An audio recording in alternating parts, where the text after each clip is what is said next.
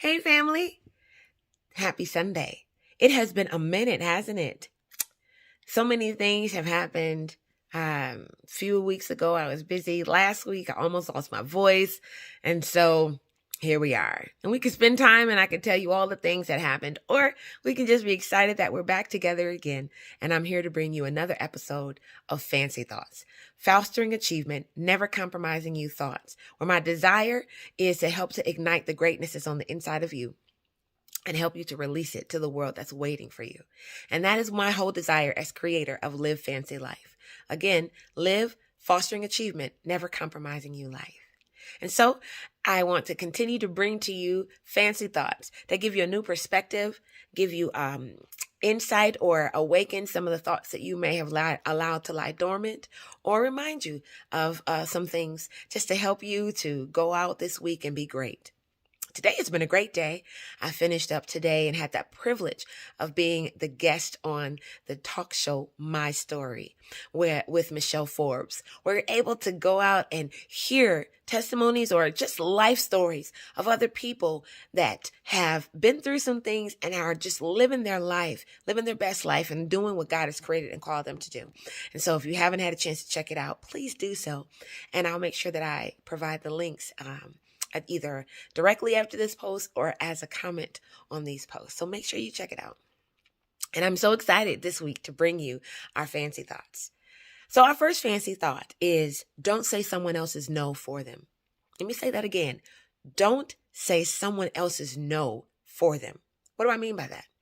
Many times when we are stepping out or getting ready to step out into something, we often allow our insecurities or even things that other people have maybe said to us in the past we allow that to project onto what we think people will say when we're ready to step out today. So for example, say you were about to, or you're starting a new business and you need to go for a business loan and you get ready to go. You've prepared all of your information. You have your business plan and something just starts to tell you they're not going to say yes. So you shouldn't even go apply, or get ready for them to deny you, because most times most people don't get their business don't get their first business loan approval, and so you begin to say people's no for them, and then you begin to react and respond or prepare expecting them to say no.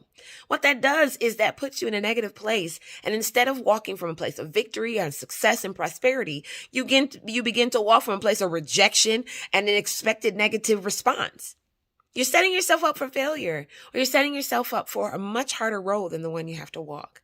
Now, does that mean that there isn't a chance that you'll get rejected, or does that mean you're automatically promised a success? No, but you will be able to approach it much better and succeed and press through it when you go through it with the expectation that this person or the next will respond to you favorably. If for any reason the first bank that you go to does not mean that you won't get the business loan. It just means you need to try another one.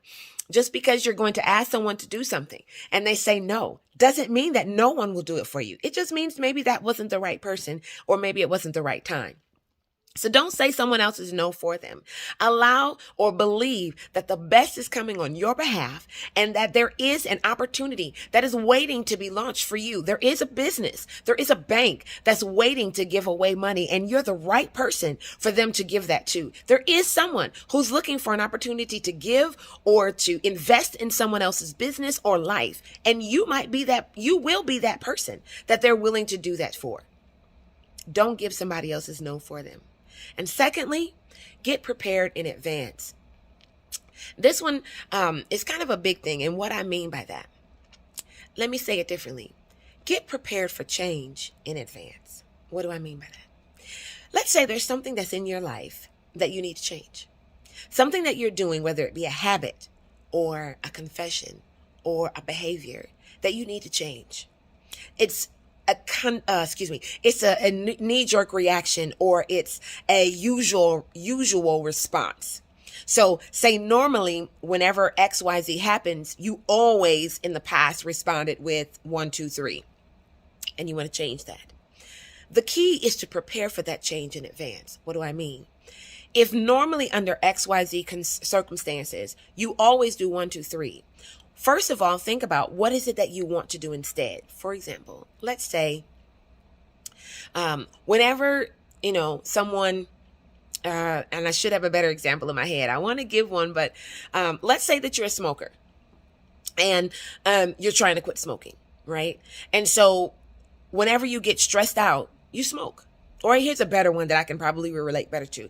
Let's say that you are an eater under certain circumstances. Some people eat when they're bored. Some people eat when they're stressed. Some people eat when they're overwhelmed, right? And so let's say that whenever you get overwhelmed, you eat. And you've decided, I want to change that behavior. I want to do something different. I don't want to keep going down that path. If you wait until you get overwhelmed to figure out what you're going to do, you're setting yourself up for failure. So what I encourage you to do is before you get overwhelmed, take a moment and think about, instead of eating, I want to. So let's say instead of eating, I want to read a book. It sounds so boring when you want to eat. Who wants to read a book? Let's try a different example. Instead of eating, I'm going to color. And you might say, nobody colors. I do. So we're going to use that as an example. Instead of eating, when I get overwhelmed, I'm going to color. So the first thing is to choose a different response. And you can't do that in the middle of the situation because by then it's too late and you're going to run to your normal response. So you have to figure out what your different response is going to be. Then you set up whatever that different response is for easy access. So once again, if, for example, you're saying, whenever I am overwhelmed, instead of eating, I'm going to color. That means you need to have your coloring books out and readily accessible, have your crayons already sharpened and readily accessible. And you need to consistently remind yourself that whenever you get overwhelmed, you're going to color. These are things that you do in advance so that when the time comes and you are overwhelmed, instead of going to your normal response, your other response is already readily available and easily accessible.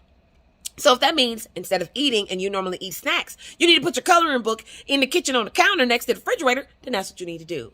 But whatever it is that you would normally do, you have to put that that different response in the same area, and you have to decide it in advance. That allows you to be able to make a different choice when the time comes. It's often been said and many know that whenever you go to battle, you don't start preparing for battle once the battle starts. By then, it's too late. If you don't know how to fight that battle, you're more likely not to succeed. So the same way is, if you're trying to change behavior, you need to prepare your battle plan. You need to prepare your response. You need to prepare your alternate options in advance so that when the time comes, you're ready and you know how you want to handle it. So once again, as a recap, number one, don't say someone else's no for them. Go with the anticipation that whether it's that person or someone else, there will be a yes in your future. And number two, prepare for change in advance. Whatever the change is that you're trying to do in your life, you need to prepare for it in advance. So when the time comes, you're ready. So I hope that these have been some fancy thoughts that will help you this week, that you'll be able to go out and do great things. And I hope that you also are able to share these fancy thoughts with someone else that you know might benefit from them. Someone you know that might be struggling in these areas or who just might need some encouragement. As always, these are available for you on both Instagram, Facebook, and YouTube. And I hope that you go back and listen to any ones in the past that you feel might also impact or change you or someone else's life. And as I close, I want you to remember, you are well able, fully capable, and properly equipped to handle and to do everything that you have been assigned and created to do this week. So make this week a great one.